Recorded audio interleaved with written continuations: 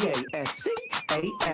You are now rocking with that dude Pascal. We be going wild, Haitian in the building, so original. Got the haters catching feelings. Get your hands up to the ceiling and keep them held high. Cause St. Louis is ready. Forget about it, goodbye. Hold on, we just saying hi. Find somebody, rise up weekdays. Catch us live, somebody. Let's go.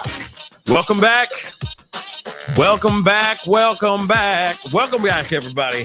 Hope you guys are all doing well out there. Hope this show finds you in good spirits. Like I say, always is a blessing. A day above the dirt is always a blessing, guys. Don't forget that, okay? We got another press conference coming up here. And then, of course, you know, that hopefully it'll be some more. Man, I hope it's more information. I'm just going to keep it real.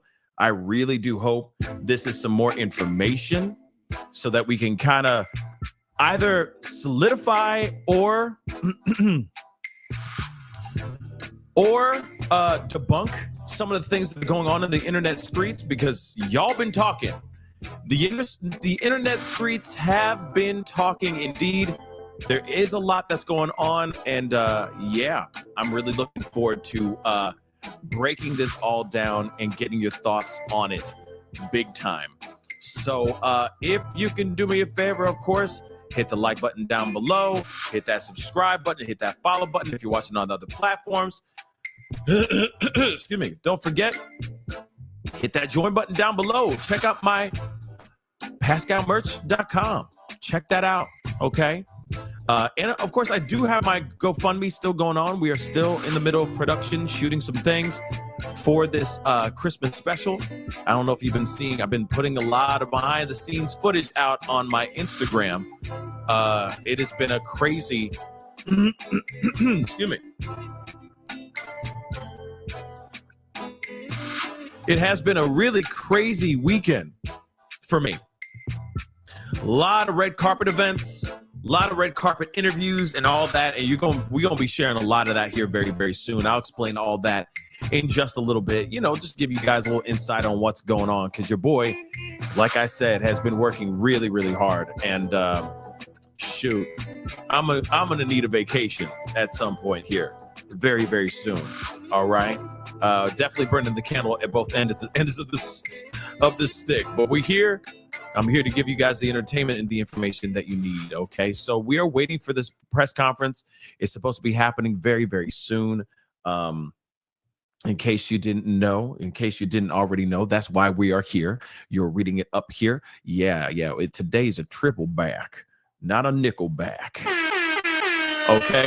Look at this photograph. You know what I mean? I think that's the only Nickelback song I know. But anyway, your boy's been working really, really hard. So there's been a lot that's been going on, and it has been crazy. We are still waiting for the press conference. I want to show you guys this. It's right here. We are still waiting. It has not started yet. It will be happening very, very soon. They apparently said that there has been some the police were breaking into the now deceased assailant's home, or at least the parents' home. There was some serious stuff that went down, and hopefully there's going to be some more information now that they did that raid of the home. So we're going to hear some more information. At least we're going to hear some information about maybe items that were found in the house, if there was anything that was left behind. Again, this could very well be they took the doors off the hinges, guys, of the home. This is what I've gathered so far. So like I said, there's a lot of interesting information that has not been really fully fleshed out yet. So hopefully we'll find out some more information here very, very soon. And when that does happen, it'll be worth it. Okay. Let's see. Hold on real quick. Big Sushi Jezebel, what's up? Big Nick Energy and the charcoal sweatshirts out for delivery. Thanks. Yep. I know there's been a lot of you guys are getting a lot of stuff this like within the next couple days, because we just did one big shipment. So while I'm doing all this stuff, getting things ready for this Christmas special and doing all these shoots and stuff like that, I'm also, creating hoodies and t-shirts and all that stuff. It's been a very, very busy couple weeks. Like I said, Your boy's going to want to have a vacation at some point here, I feel. But we are here nonetheless to talk about a bunch of stuff. Welcome back, everybody. I appreciate you being here. We're still waiting for some more information, but apparently they raided the home. They raided the home of this assailant. Again, we now have heard that this is a 17-year-old female. This is according to news, not just some random people out here just saying things on the internet for the sake of saying things. And don't get me wrong, the internet is undefeated, and the internet is insanely on ahead of things before the news even gets one inkling of information. So it's going to be interesting. Okay. So let's wait. When we get it, when they get started, hopefully this will not be a nothing burger type of.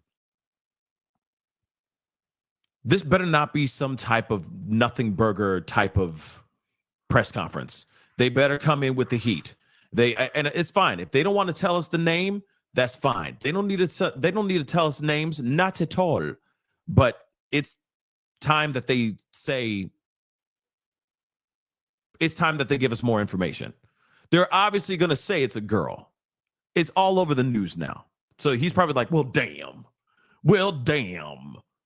I said we ain't going to say her name or say whether she a girl or a boy, but damn. Y'all already know that, so we might as well just get it out. So they're going to say that, and we're going to be like, oh, really? Are we that surprised? No, not really. We're not that surprised, and we shouldn't, okay? Oh, yeah, come on, beautiful, messy ball. Come on now. We family, okay? I love you too, okay? Always love. Real talk. Family, that's what family does. You agree, you disagree, you get through the bad times, you get through the good times, but you stay together because you're family. It's a spicy meatball. Right, Luigi? Okay, but moving on. So far, that's the information that we have right now. Now, what I'm very interested in, it's fine. They can give us her name. They can give us what she affiliates, okay? What she stands for. They can even say like she's a damn leftist or damn, hardcore conservative, whatever it may be. It doesn't freaking matter. What I want to know is how did she get the doggone pew in the first place? Why did she have that? And why was she successfully able to get it out of the house, into the school, and then, of course, what else is there? Did she leave a note? Did she leave any breadcrumbs of any signs, any inkling that she was planning on doing this? Does she have any mental health issues? Is there any history of mental health? Because you got to remember, even with Ethan Crumbly, even with Colt Gray, to be honest, both of them had breadcrumbs, massive. They weren't even breadcrumbs. They were just a whole slice of bread, okay? Just a whole loaf, slices, just straight through, leading us to where they did these unthinkable things, to these tragedies, right? So I'm really, really ready to hear what those breadcrumbs are, and if there are breadcrumbs, what are those breadcrumbs, right? So let's get into this. That kind of jumped crazy, but let's see. Rock and roll. Her name. Again, my name is Chief Sean Barnes. You get the gun. SHONBARNES, all those things. With our third update of the day regarding our school shooting here in Madison, Wisconsin. Here are the latest updates. The reunification of students and their loved ones who survived this incident is complete. All student survivors have been reunified with their parents. We're still in the process of reunifying some of our staff, our teachers who selflessly stayed back to make sure our kids were okay. We're currently reunifying them with their loved ones as well. We do understand that this process of reunification may have taken a while, and parents really wanted to see their children, give their children a hug. Certainly I would as a father, but we are fortunate that process is complete. As such, I want to thank the Dean Clinic. This clinic actually shut down their doors today in order to provide a space so that students who survived this incident could be reunified with their loved ones, and we thank them for doing this. At this time, we're still working on a motive, trying to determine why this happened. We know that there is some information that may be circulating about the shooter. Here we go. At this time, formally tell you the age or gender or name of the shooter. We do not want to compromise any part of the investigation. But it is important to note that later today at 8:30, I plan to give an additional update. And I believe at that time, we may be able to give you the answers to some of those questions. What? Here's what we know again. We have 3 people who have lost their lives. 2 of those people were persons who were pronounced dead at the scene, and 1 while on the way to the hospital. Of the 6 injured and taken to local hospitals, 2 students remain in critical condition. Their injuries are life-threatening. A teacher and 3 other students were taken to area hospitals with non-life-threatening injuries. 2 of those victims, 2 of those survivors have been released from the hospital. So that is an update. Officers were That's not an dispatched update. I mean, to Abundant Life Christian School at 10:57. I can confirm that the first officers arrived at 11 a.m. and immediately went in the building 3 minutes later. word. Okay. The Crime Response Unit of Dane County District Attorney's Office, assisted by the Dane County Emergency Management, and we're mobilizing our mass violence critical response team. Once again, our mass violence critical response team has been notified. This is a group of people trained in responding to victims of mass violence, which includes social workers, attorneys, victims, professionals, former law enforcement, and members of our community. If you need further assistance or want to know how you can help, you can contact the Crime Response Program. They have a daytime number of 608-284-6908. They have an after hours number for those who may want to help at 608-376-0164, 608-376-0164. Pre-planned or planned shootings, we believe, are preventable. If you see warning behaviors from someone that is planning an attack, say something, do something. You can report this at 1-800-MY-SUSO1, 1-800-MY-SUSO1. At this time, joining us is Director of Advancement, Barbara Weir. Thank you. I understand there's questions regarding the school. We're happy to answer those to the best of our ability. We have been incredibly supported by Madison Police, Madison Fire, and the paramedics. They have been absolutely amazing to us. It was quite an afternoon for the reunification process, and we had so many people stepping up to help. Our families were amazing in their patience as we worked through this. We are so grateful, from the president up to the governor, the mayor. We have had so much support. This has obviously rocked our school community, but we know it affects not just our school community, but Madison and the greater area and all schools. And so our hope is that there will be some good that comes out of this as we can learn and grow and continue to support other schools. Okay, we'll take questions. Scott, you got first Craig. Chief, can you give us any details about if there are any warning signs that premeditated this either at the school or with the family or elsewhere? Okay. That would have caused any red flags?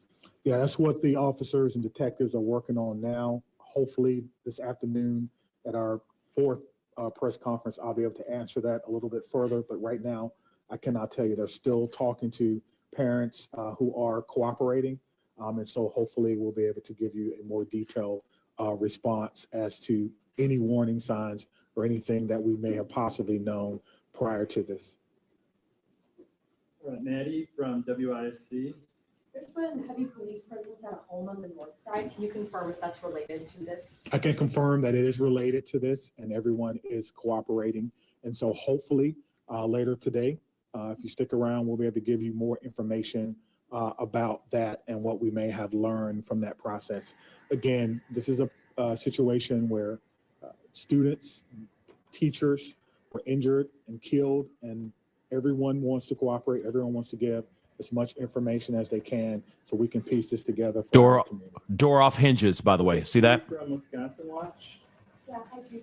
So, accounts online are sharing doctored and debunked photos to push a narrative about the identity of the shooter. Thank you. That goes far beyond what has been released publicly. Can you respond to that? And can you also say what effect that has on either the families of the victims or the public's trust in the law enforcement investigation if what you say contradicts this media or this narrative that's on social media? Absolutely. Social media is something that, quite frankly, I can't control, and neither can anyone in this room. Everyone in here is a trusted and respectful journalist, and your word means a lot, which is why we're doing our third press conference of the day to get the actual truth out to what has happened. We have a PIO, 3 of them working today to make sure we have information. I will say this. If you're listening to this or you're at home, and you're thinking about reposting or sending something that did not come from someone in this room, a trusted and respected journalist, or did not come from us, please don't do that. Because to answer the second part of your question, what that does is it does help erode the trust. Thank you. In this process, and that's all we have. And It's also, reckless. it could further fan the flames, if you will, of misinformation and of fear at a time where we need to come together and not be divided by anything. All right, WMTV. Hello. Although unfortunate to ask about, were there any lessons learned from back in May from the Mount Horeb shooting that you guys used in action today? So that's not my jurisdiction. And so I won't speak to anything that we learned at Mount Horeb, but I will speak to 25 years of law enforcement. What I've learned is that every opportunity is an opportunity to grow, do better, and train. This department trains constantly on this thing. I spoke about it earlier. We train as far recent as actually today because our set medics were training at the training center 3 miles away, and their training day can turn into an actual response. So as far as the incident at Mount Horeb, it wasn't my jurisdiction. So the only thing that I can tell you is we try to learn from everything and try to get better. Even this one, we'll do an after action debrief once everything is done. And we'll talk about how we responded. Is there anything that we can do better? Continuous improvement is one of our core values, and we take that very seriously. All right, Laura from the Journal Sentinel. Do you have any idea where the gun came from? Was it, did it belong to the shooter? Did it belong to parents? I do not know. That's part of the investigation process. We're trying to determine that. We're lucky to have great partners at the ATF. They obviously have a program that you're all aware of called the TRACE program. And so we're working with them to try to find the origin of this. And I have no doubt that we'll be able to do that with their help. They are amazing partners along with our partners from the FBI. I confirmed earlier it was a handgun. WKOW Madison. Okay. All right, Cody. Yeah, can I ask Barbara a question? Is that okay? Just curious, what kind of safety protocols are in place in the school? Do you have metal detectors, police on staff, kind of anything like that? And does this kind of change the way things will be looking for? I know it's kind of early to ask that. We're a small private Christian school here on the east side of Madison. We serve 3K to 12. We have had an amazing partnership with the DOJ and the Office of Schools Safety because they have done trainings, they've provided school safety grants, and we've participated in both of those school safety grants to harden our school, if you can use that language. We do not have metal detectors, but we do have a number of security protocols in place. We have always been told not to share our security protocols with publicly because then those who might want to do harm will know your security protocols. But the students are aware that there are cameras in the building, and we do monitor those regularly in the offices so that we know what is happening in the hallways. We also have other safety measures throughout the building, but as to a metal detector, no, we do not have. We do abide by the policy of visual scans every morning as students come into the building. So every student is visually scanned before they go into up to their locker spaces or into their classrooms. How many students are there? 420, 3K to 12. Lucas from the State Journal. What part of the 420. shooting happened in? So again, I said what part of the school the shooting happened in? it happened in near the, so the school is obviously segregated into sections. I'm told that it happened at a period of time when the transition was complete. Students were where they were supposed to be, near classrooms in the hallway. I did not, again, go into the school, so I don't know the exact nomenclature of where it happened, but it happened in the learning part of the school. So once, Barbara, speak to that, maybe the specifics of the layout of the school. yeah, because we're still investigating, we'll just leave it at that. Thanks. All right, Sarah from WPR. You mentioned that the school has a partnership with the Office of School Safety with the Wisconsin Attorney General's office. Did police have access to blueprints of the school as a result of that partnership, and how did that so inform the police response? We have that all uploaded. I don't know what the police did.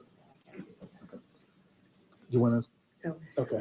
I can speak to the blueprints and the maps. We do have those uploaded as part of our reporting to the Department of Justice and the Office of School Safety. How they were used, I don't know. I do know that the police were going through and they were working with staff to secure the different areas, and that they did have maps. So whether those were the blueprint maps or what they were using, that I can't speak to, but I do know that they did have maps. Just to clarify, when you said visual scan, is that sort of like looking the student up and down, or is that going through a scanner device?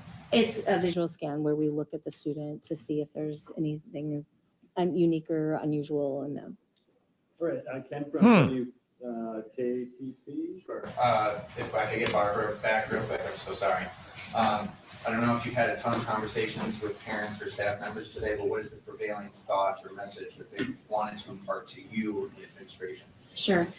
I had the opportunity to speak to the parents at the reunification site a couple of different times. The families that I did speak to mostly were, as you would expect at Abundant Life, they were supportive. They were amazingly patient and kind. They were offering repeatedly, we're praying for you. We're praying for our family, because at ALCS, we call ourselves the Challenger family. We see ourselves as a family, not just a community. And whether their child was affected by this or not, they were affected by it, because what affects one part of the body affects all, as we know, the Bible says. And so we hold that dear. We also have a very strong faith in our community that in spite of tragedy, God is working. And we believe that God is good in everything and that he turns beauty for ashes. And so I had a number of families who mentioned that to me, that this wasn't a surprise to God and that he's going to do something mighty with it. And so we're holding on to those words and we're continuing to believe and trust in him. He is our foundation at Abundant Life Christian School. We exist to bring and to build disciples of Jesus Christ. And so we have complete faith that he will carry us through this. All right, Danielle from CashApp. I have another question for Barbara. Sorry to bring back up. So what details can you share about what students went to right before the shooting started, the environment, what their morning was like? Some of those details about that day. So some of this is part of the investigation. So I think there's limited things that I can say at this time. Once the investigation is complete, obviously there will be more that will be shared. We certainly don't want to say anything that would impede MPD. That would be critical. So I will actually step aside and let the Chief Barnes speak to that, because he is the lead for that. Yeah, I don't have anything to add. We're certainly working to get as much information as you can. We'll do a fourth, I think, press conference today, later on today, I think at 8:30. And so hopefully we will have a little more information. Dang, another one. DD with PBS Wisconsin. Chief Barnes, were there other search warrants executed today in addition to the house on the north side? I'm not aware of any. All right, Carl from NBC 26. Yeah, I have a question for Barbara. Was this the shooter at school at the beginning of the day, or was there a forcible entry later in the day? We believe it.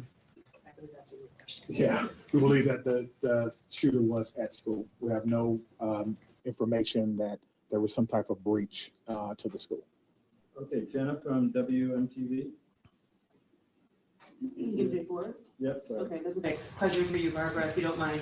Can you just talk about, Chief earlier mentioned how teachers and employees and staff really follow the protocols that you guys have practiced in place? I know that this is an emotional event, obviously for students, but those teachers really take it to heart when they are sitting there protecting those little ones at the school. Can you talk a little bit about what they did right in this situation? Obviously, this is tragic, but unfortunately, we've seen school shootings play out that are far worse than what we saw today. So it's timely that just prior to the start of the school year, we had a retraining. We train on this. We do lockdown drills. We do evacuation drills as part of our standard drill protocols. Our students are versed in that. Our faculty are well versed in that. The training that we did with MPD at the very beginning of the year prior to the students returning to campus had some new updates. And so we had looked at some of those things. So I think everything was very fresh for our faculty. We follow the protocol of always keeping our school doors locked. And so that is one of the things that makes it quick and easy to secure a room. I was actually teaching at the time. And so following those protocols as a teacher would do, we take care of making sure the door is secure. We shut the door down. We get the students to a safe part of the room and we prepare. The students handled themselves magnificently. I cannot tell you how well our students did in that process. They were clearly scared when they realized, when we practice, we always say, this is a drill. It is just a drill. When they heard lockdown, lockdown, and nothing else, they knew it was real.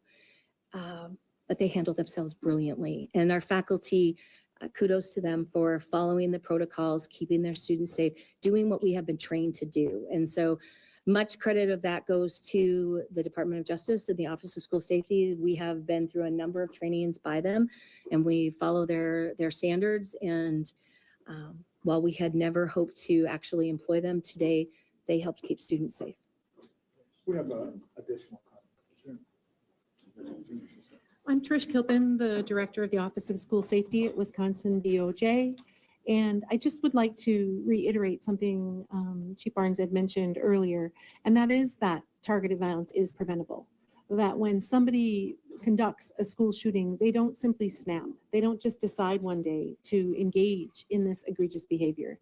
Instead, they make a decision and start research and planning towards an act of violence. And when they're on that pathway to violence, they often demonstrate observable behaviors that others notice. 82% of the time, somebody knows about a school shooter's plan to attack a school.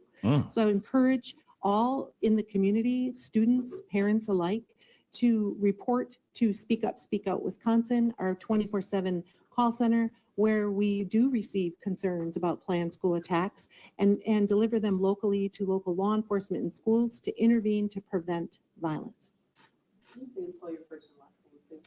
Trish Kilpin, TRISHKILPIN, Director, Wisconsin DOJ, Office of School Safety. All right, Charlie from WRT. Yeah, this question is for Director Weir. I know that the school was in the last days of classes before winter break. What are your school's plans for the rest of the week? And what kind of community processing, understanding that you might not know yet, do you have in the works? So at this time, the school is a crime scene, so the students and our staff can be on site. We want to make sure that we Well, good evening. want to make sure that we Well, good evening. We continue our breaking news coverage. A teacher and student are dead after a school shooting at Abundant Life Christian School in Madison. There we are. We're getting our latest update from law enforcement and school officials. In this case, 6 other people were injured. The suspected shooter, a 17-year-old girl, is also dead. The shooting was reported just before 11 this morning at the school on East Buckeye Road. Of the 6 injured, 2 are in critical condition, with the other 4 suffering non-life-threatening injuries. The shooter is believed to be a student at that school. Our News 3 Now team has been out live across the Madison area today, bringing you coverage on this incident, bringing you information as it comes in. Let's start with Maddie. Let's see what they say real Fire quick. Station 14, where Madison officials are holding that press conference that started about a half hour ago. Maddie? Let's instead go to Jalen Banks. who has the latest. I'm not sure where Jalen is, but let's go to Jalen for the latest on what you have at this hour. Jalen?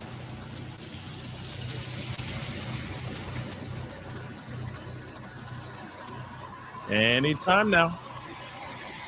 Take your time, buddy. Or not. All right, we will try to get in touch with Jalen and Maddie later on in our newscast. Thank God he wasn't picking his nose or something random at that moment. So here's the thing. Hold on. Let's see what they got to say. SSM Health East Clinic at Stoughton and Buckeye Roads. Okay, so there are some updates that I do want to share with you guys because they're just going to talk about people in and out of the hospital and all that. Two individuals have been let go. 2 students have been released from the hospital. Okay, so 2 victims, 2 survivors actually did end up getting released from the hospital. So that's great news. Okay, I am very, very happy about that. Very great news. Okay, in my personal opinion. So 2 of the victims who were injured in this situation, they were injured with non-life-threatening injuries, but they have been released from the hospital. So that's really, really great. 2 people are still in critical condition. They have more life-threatening injuries. So I'm praying that they are going to come out of this situation okay. But let's see. This is a mother of a student. They called you and said your kids' school in lockdown and shooting, and you didn't know where they are. And then I was there since 11. I finally got them, and thank God they were safe. But the trauma, it's a lot because I'm sure they lost friends and teachers, which is not okay. And I don't think they will be okay for a long time, and I'm not. Like I said, this mother had 3 boys that are going to Abundant Life Christian School. So for her to see all arms again, that was a big, big moment for her. We got to meet. Yeah, that no matter what, that's really terrifying stuff. I mean, you're in that situation, and then you get that terrifying text message or that alert or phone call. Yeah, I think she was Haitian too. The accent definitely sounded Haitian to me. But I'm just happy that they're okay. I'm just happy that those kids are okay. For all the kids that survived this situation, real talk, I'm just really happy they're all okay. Still terrifying stuff. Now, that's one piece of information I wanted to let you guys know. 2 survivors have been let go from the hospital. Another one is that there has been a heavy police presence at a home in Madison. And this is related to this whole situation. So there has been heavy police presence seen at the home in Madison's north side. It's related to this whole tragedy that happened today at Abundant Life. Police Chief Barnes confirmed that. Okay. And he says that everyone is cooperating, which I think is a very big deal. They're not trying to be difficult or being a pain in the butt, the family. And they're doing the right thing. They're doing everything they can, which is cooperating with the situation. Let's hear what they got to say here. They cannot confirm as to whether or not the shooter lives in that very home. Now, speaking to individuals that live in this area, they say. Sorry, I got to pause this, but do you see they ripped the doggone door off the house? This was not a situation where they gingerly knocked on the door. They ripped that mother lover off the hinges. Okay, they weren't playing, y'all. They were not playing. Now I'm going to continue. I won't interrupt them anymore. Say just around 2 p.m., they heard multiple loud booms, so much so to where it shook their homes. I spoke to someone in the neighborhood earlier today. Look at Here's that. what they had to say. Hamburger. I'm not in direct view of the home. However, when I got home this afternoon, I heard such a loud boom that it shook my house. One person said they heard 3 booms. I must have got home just as the last one went. That was shortly before 2 o'clock. Knuckin' futz.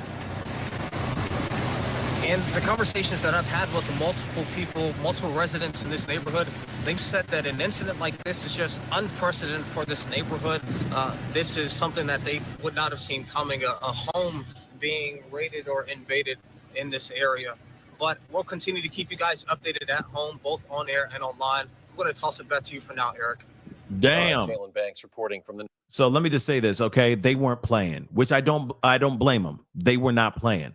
They're like, we gonna get in here and we gonna figure out what the hell is going on, okay? And of course, this is obviously red alert, red alert, red alert. You got some assailant walking into a place, female, by the way, doing all this stuff. Now, one thing I do want to point out is y'all are funny, okay? Y'all are funny. That they're obviously talking about things that are going on with the hospital, people going in there, victims and all that. But I want to point something out. You guys are funny because at first y'all said the person's name was such and such.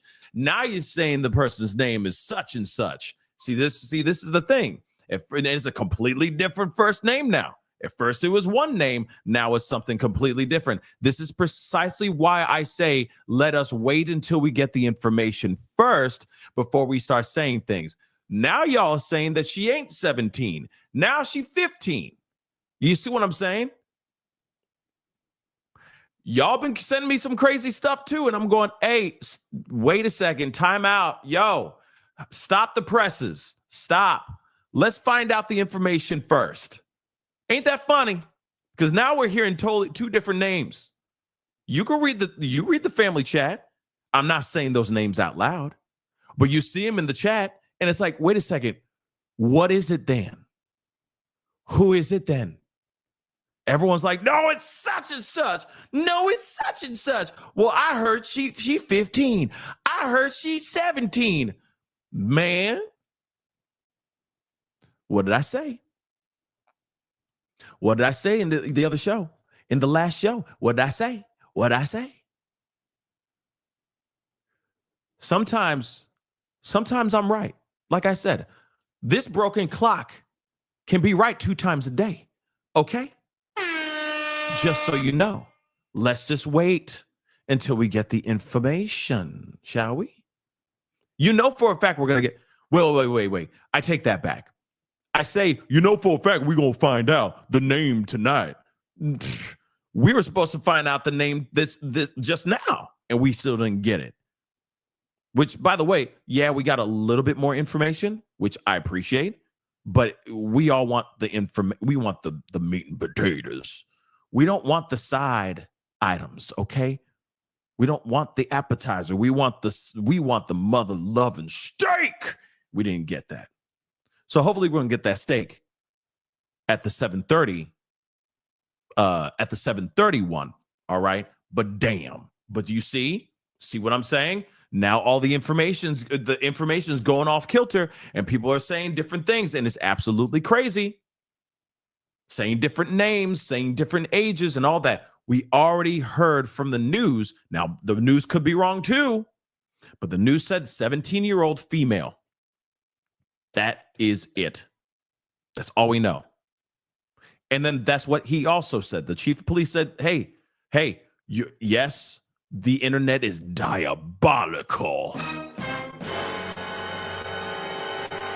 But we need to err on the side of caution. We need to wait for the information to come out. We're going to get that information at 7:30. They're going to come out with another one, and we're going to see it. And we're going to hear the information. That's it. And then when it drops, it'll be like one side is going to go, I told you.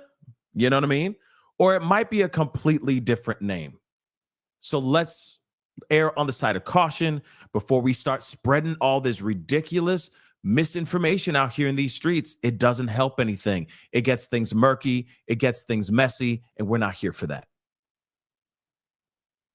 Look at the family chat. Just take a look over there. We got 2 different names going on. Same last name, but 2 different names. 2 different ages now. Even though they said in the news, 17. Just saying. And female. So, like I said, broken clock. Right. 2 times a day. So let's get into this, okay? There's a few more updates. Now, one thing I was curious about, I don't remember correctly, but she said something. The woman that was working for the school, speaking on behalf of the school, did she talk about a scanner? Didn't she talk about some sort of body scanning thing that they use? I'm kind of curious about what that is all about.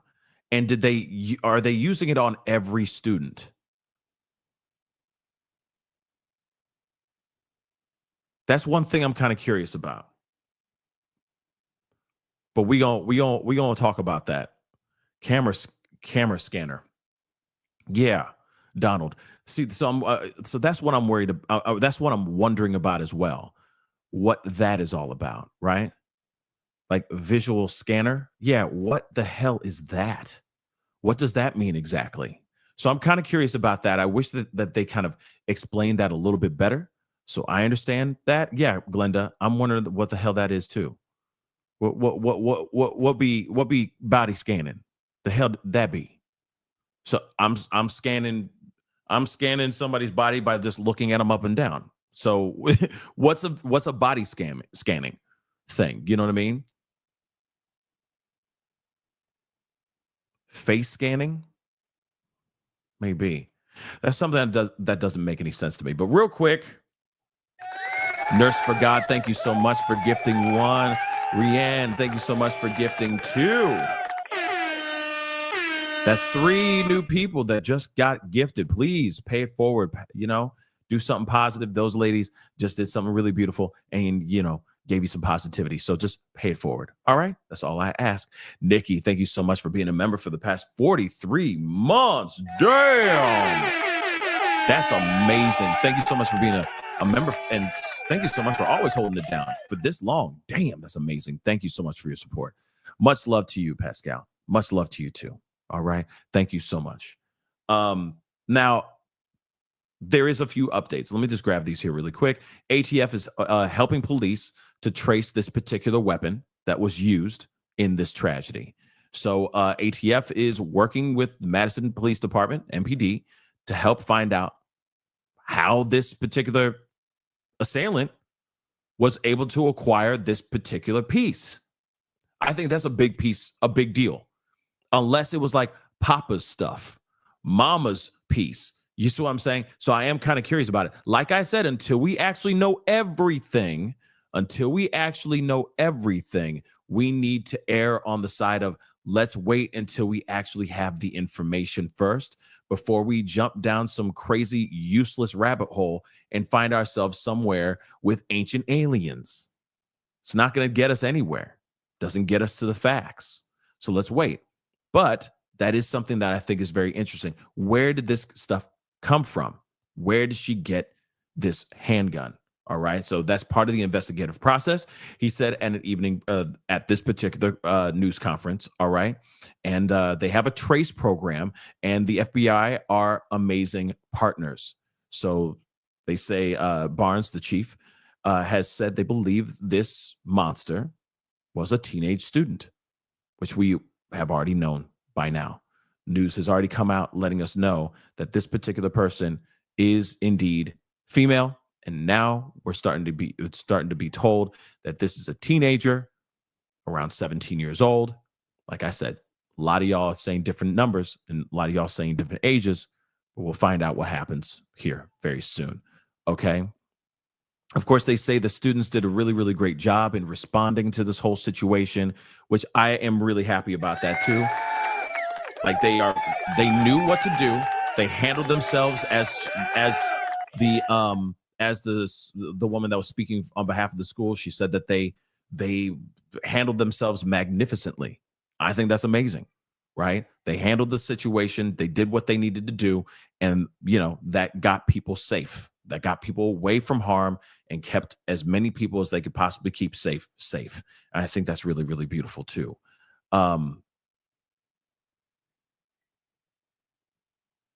Let's see what else.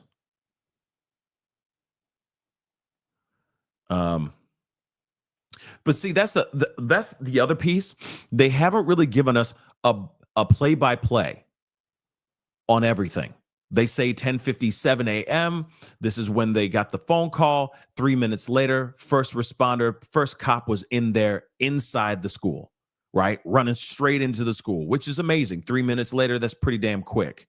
But I want to know the play-by-play in which what happened inside the place, inside the school. That's something I'm kind of curious about as well. Here's something I wanted to share with you. This is what I wanted to know. All right. So it says it does not have metal detectors, the school. All right. They do not have metal detectors, but they do have a number of security protocols in place. This is what Barbara Weirs, the director of elementary and school relations, said at this press briefing.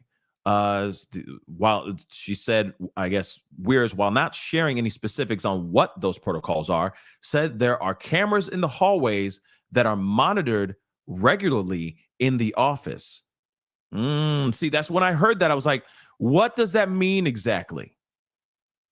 Because that sounds a little lackadaisical, in my personal opinion. But at the same time, a school who's like, isn't expecting, chaos or mayhem or tragedy to ensue, maybe they're not really monitoring. Because when you say monitoring regularly, how regular is regular in their vernacular? Regular sounds a little bit not every day, all day. You see what I'm saying? That's just me. We also have other safety measures this is what she said. We also have other safety measures throughout the building. But as to a metal detector, no, we do not have. We do abide by the policy of visual scans every morning as students come into the school. So every student is visually scanned before they go into up to their locker spaces or into their classrooms. They have 420 students. So what is visually scanning?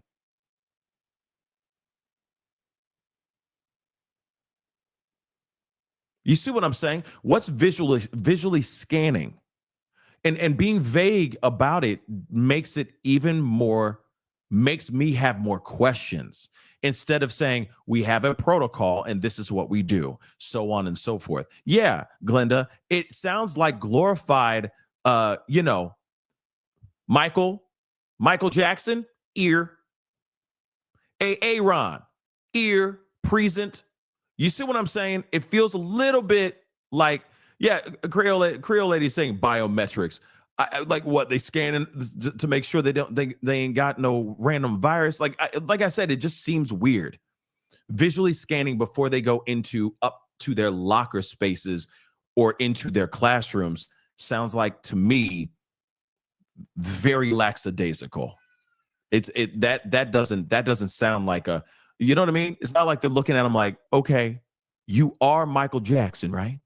Okay, you are Aaron, right? Jaqueline. You know what I mean? It just seems, it doesn't make sense. It sounds, like I said, weak sauce. So to me, I see holes here. I see holes right here. And that's a bad problem. That's a big problem.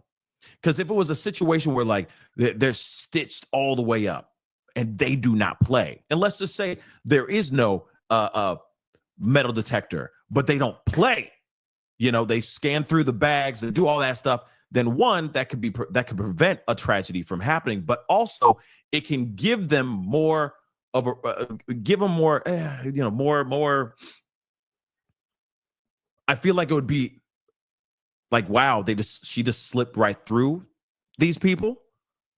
She got crafty and slipped right through them. If security was tight, if security was really like just wound up real nice and tight. But I don't think that that's the case here. I think this is very, very lackadaisical because I'm sure they think in their minds this school would never get hit with a tragedy like this. So they don't think about those things. But that's the problem. You need to start thinking about these things because any school, any mall, any large place where it facilitates many, many people can be hit in this same fashion. Being lackadaisical should not be part of their curriculum at any school. And yeah, the private school thing, they instantly think, oh, it'll never happen at a private school.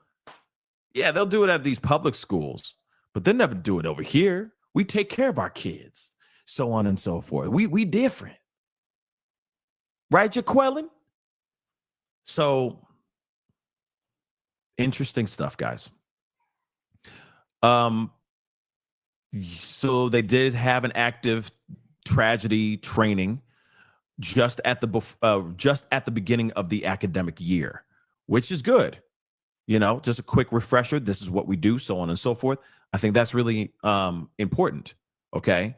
When asked about whether victims were targeted, the chief says he didn't know, and I'm sure they're not going to know until they do their more due diligence.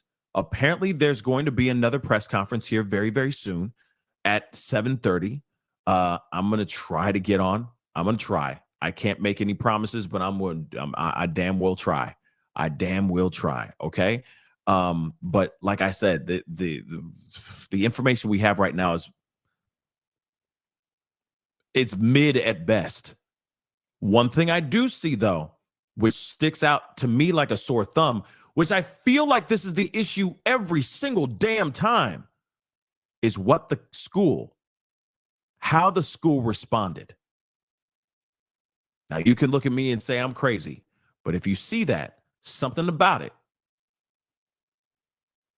seems a bit odd. To me, it shows holes. They couldn't even give a straight answer. Oh yeah, we do visual scanning. The F is visual scanning, y'all. What is that? What is visual scanning? Come on back to the press conference and explain that too, please. Merci beaucoup. All right. So, Dawn, thank you so much for becoming a member. Welcome. Welcome to the family. Yes. Yes. I love it. Love it. Okay. I'm just saying, it's just weird, man. It's a weird answer.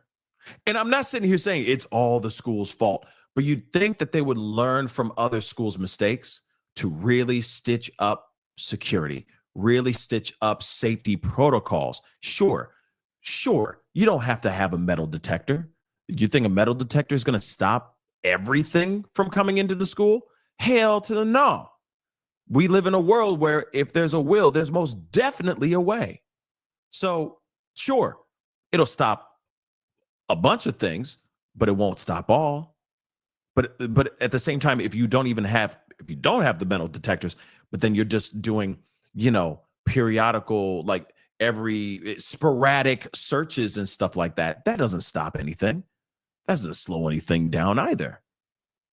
Because it's going to be that one day that you're not doing your sporadic searches or your scanning on somebody where they slip through the cracks, they slip through security, your version of security, with a weapon and do what they did this morning.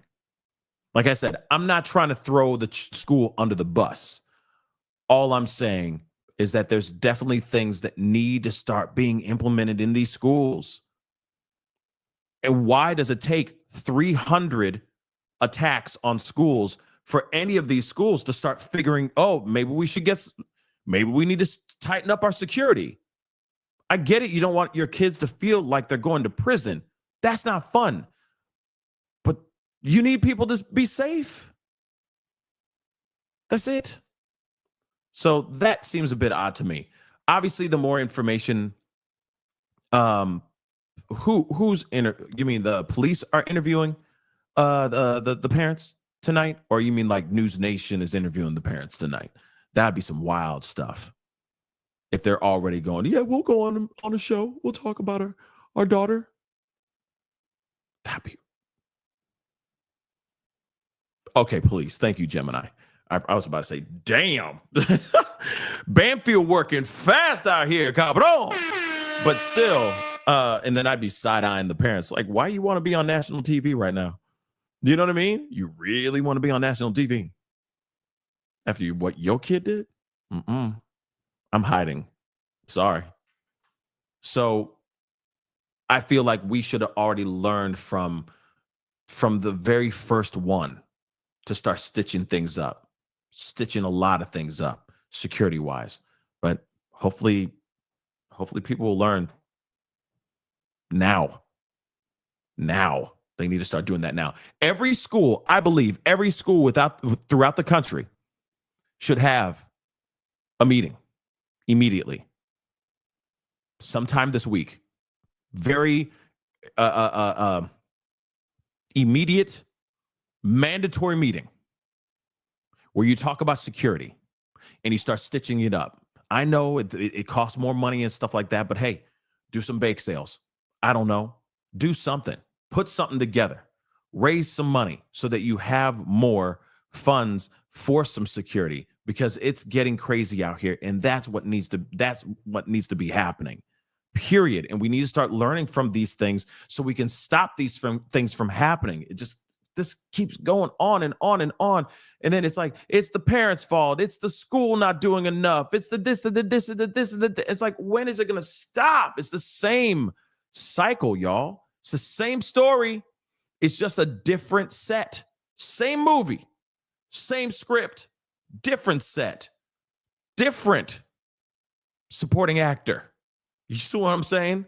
The star is always the pew-pew, though. It's always the pew-pew. It's ridiculous. Dawn, thank you so much for that, for the super chat. Thank you for all you do. I appreciate it. Merry Christmas to you, too. Thank you so much. Okay? But yeah, man. Thank you, Chef. I appreciate that. Diabolical facts. Yeah. Ain't that crazy? That's dope, actually. I like that. I need to write that down. Diabolical facts. All right? Oh, God. All right? But anyway, guys, I'll be back in a little bit. All right? I'm going to try to get on to the live press conference in a little bit. I may not. I'll let you guys know. I promise, okay? But hit that like button down below. Appreciate all y'all. I'll try to get on. It's at 7:30 Central Time, Eastern, 8:30 Eastern Time, just so you know. So that's literally an hour from now, okay? I will see what I can do, okay? Hit that like button down below. Hit that subscribe button. Don't forget to hit that join button down below. Become a member. Check out PascalMerch.com. I got to get going, guys, but I'll try to see you guys in an hour, okay? I'll let you guys know here very shortly, okay? Much love to you guys. Be good to yourselves. Be good to one another. We'll talk soon. This is The Pascal Show. Bye.